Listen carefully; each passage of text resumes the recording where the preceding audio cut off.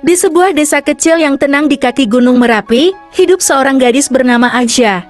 Aisyah tumbuh dalam keluarga sederhana, namun penuh kasih sayang. Ayahnya, seorang petani yang gigih, dan ibunya, seorang ibu rumah tangga yang lembut, selalu berusaha memberikan yang terbaik untuk Aisyah. Namun, takdir berkata lain. Saat Aisyah berusia 5 tahun, kedua orang tuanya meninggal dunia akibat bencana alam yang melanda desa mereka. Aisyah yang yatim piatu kemudian diasuh oleh keluarga pamannya, Pak Hasan. Pak Hasan adalah seorang pedagang kaya yang tinggal di kota. Kehidupan Aisyah berubah drastis. Ia meninggalkan desa yang tenang dan pindah ke kota yang ramai.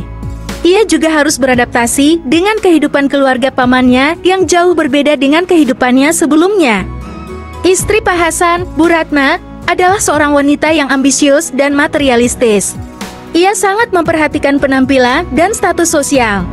Ia tidak terlalu menyukai Aisyah karena menganggap Aisyah sebagai beban dan penghalang untuk mencapai impiannya. Bu Ratna lebih menyayangi kedua anaknya, Rina dan Rone, yang manja dan kurang ajar. Aisyah diperlakukan berbeda oleh Bu Ratna. Ia sering dimarahi dan dicela.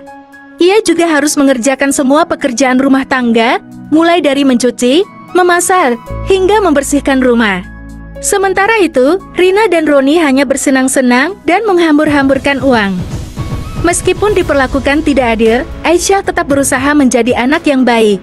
Ia rajin belajar dan selalu membantu pekerjaan rumah tangga. Ia juga tidak pernah mengeluh atau membantah perkataan Bu Ratna. Aisyah berharap, dengan menjadi anak yang baik, ia bisa mendapatkan sedikit kasih sayang dari keluarga pamannya. Suatu hari, Aisyah bertemu dengan seorang wanita tua bernama Nenek Aminah. Nenek Aminah adalah seorang penjual jamu yang tinggal di dekat rumah Pak Hasan. Nenek Aminah sangat baik dan perhatian kepada Aisyah. Ia sering memberikan Aisyah jamu dan nasihat. Aisyah merasa nyaman dan tenang berada di dekat Nenek Aminah. Ia menganggap Nenek Aminah seperti ibunya sendiri.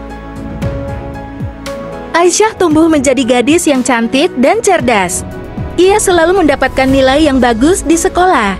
Ia bercita-cita ingin menjadi seorang dokter, agar bisa membantu orang-orang yang sakit. Namun, impian Aisyah terancam pupus. Bu Ratna tidak ingin Aisyah melanjutkan sekolah ke jenjang yang lebih tinggi. Ia menganggap Aisyah hanya akan membuang-buang uang. Bu Ratna lebih memilih untuk menikahkan Aisyah dengan seorang pria kaya yang sudah tua. Bu Ratna berharap dengan menikahkan Aisyah, ia bisa mendapatkan uang dan meningkatkan status sosialnya. Aisyah sangat sedih mendengar rencana Bu Ratna. Ia tidak ingin menikah dengan pria yang tidak dicintainya. Ia ingin mengejar impiannya menjadi seorang dokter.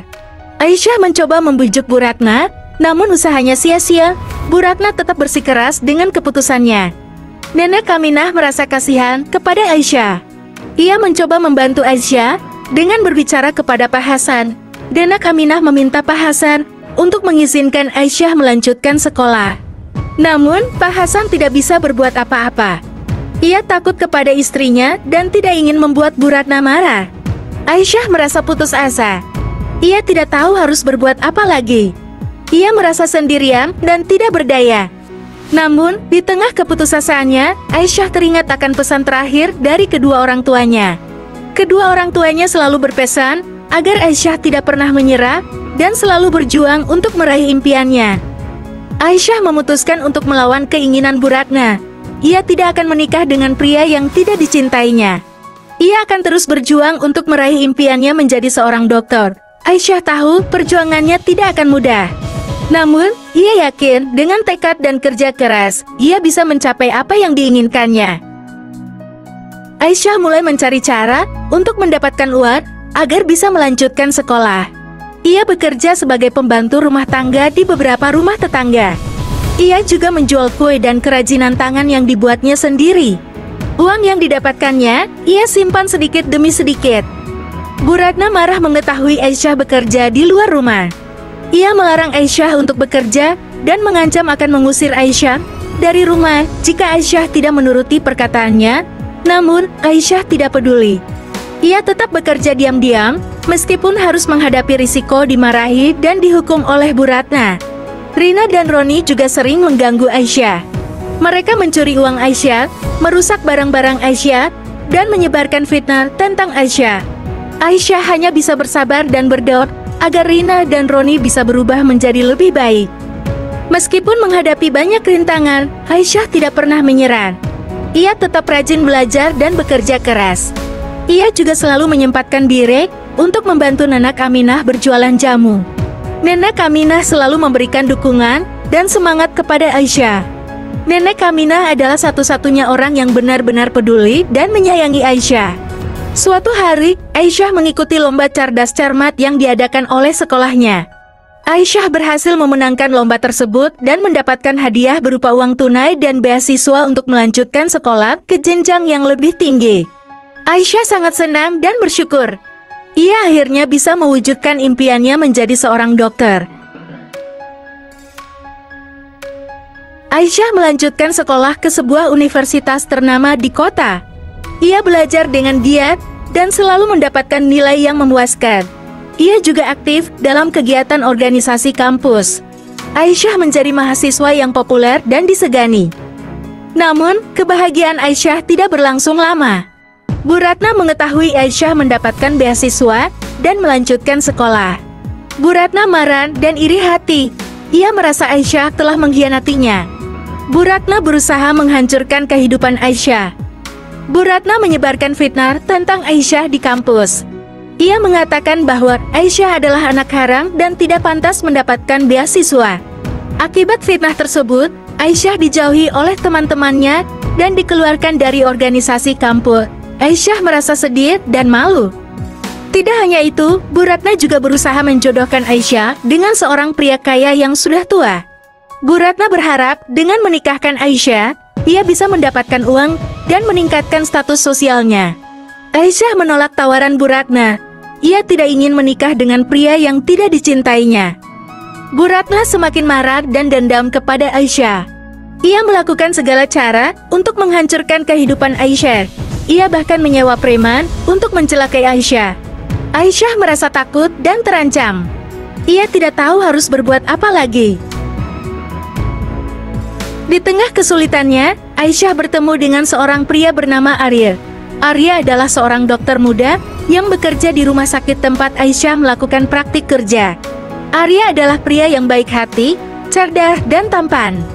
Arya tertarik dengan Aisyah karena kecantikan dan kecerdasannya. Arya membantu Aisyah menghadapi masalahnya. Ia membuktikan bahwa fitnah yang disebarkan oleh Bu Ratna tidak benar. Ia juga melindungi Aisyah dari ancaman preman yang disewa oleh Bu Ratna. Aisyah merasa aman dan nyaman berada di dekat Arya. Lambat laun, tumbuhlah cinta di antara Aisyah dan Arya. Mereka saling mencintai dan saling mendukung. Arya melamar Aisyah dan Aisyah menerima lamaran Arya. Mereka berencana untuk menikah setelah Aisyah menyelesaikan kuliahnya. Namun, kebahagiaan Aisyah dan Arya kembali terusik. Bu Ratna mengetahui Aisyah akan menikah dengan Arya. Bu Ratna semakin marah dan dendam. Ia berusaha menghalangi pernikahan Aisyah dan Arya. Bu Ratna mengungkapkan rahasia yang selama ini disimpannya. Ia mengatakan bahwa Aisyah bukanlah anak kandung dari kedua orang tuanya. Aisyah adalah anak haram yang ditemukan oleh kedua orang tuanya di depan rumah mereka. Bu Ratna mengatakan bahwa kedua orang tua Aisyah meninggal dunia karena karma telah mengasuh anak haram. Aisyah sangat terkejut mendengar pengakuan Bu Ratna. Ia merasa hancur dan tidak percaya. Ia merasa selama ini telah dibohongi oleh orang-orang yang disayanginya. Ia merasa tidak memiliki identitas dan tidak tahu siapa dirinya sebenarnya. Arya berusaha menenangkan Aisyah.